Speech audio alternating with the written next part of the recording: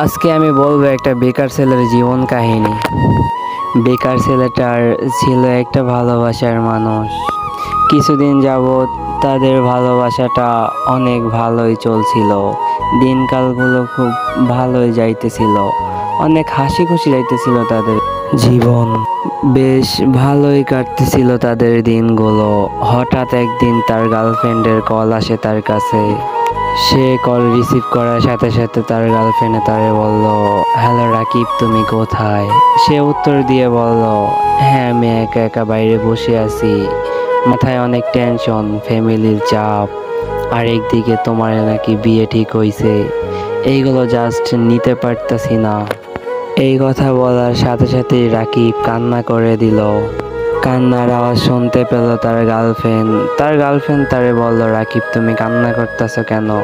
রাকিব উত্তরে বলল, আমি আপনারা ছাড়াও থাকতে পারবো না, আমার ফ্যামিলির এত চাপ, দেখো আমি একটা বেকার ছেলে, তুমি একটা বড় লোকের মেয়ে, আমার ফ্যামিলি মানবে না।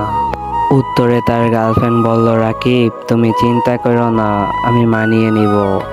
এই কথা বলার পরে বেশ ভালোই কাটতেছিল তাদের দিনগুলো।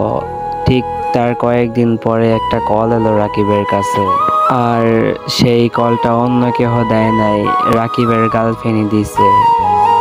কল রিসিভ করার পরে সাথে সাথে তার গার্লফ্রেন্ড বলল, রাকিব আমি তোমারে কিছু কথা বলি, প্লিজ আমার কথাগুলো শোনো, তোমার কোনো উত্তর দিবা না, জাস্ট আমার কথাগুলো তুমি শুনতে থাকো।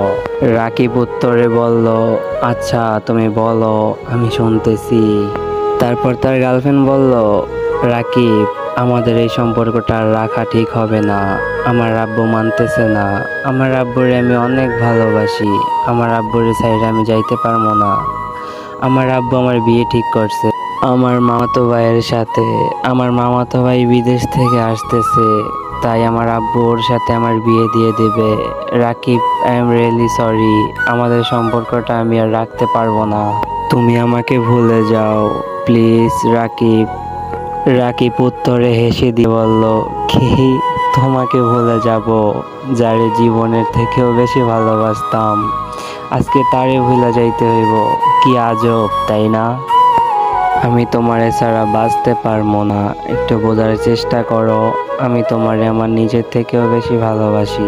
উত্তরে তার গার্লফ্রেন্ড বলল, রাকিব প্লিজ পাগলামি করো না, দেখো তুমি আমার থেকেও সুন্দরী একটা মেয়ে পাবে, আর ভালো একটা মেয়ে দেখে বিয়ে করে নিও প্লিজ রাকিব।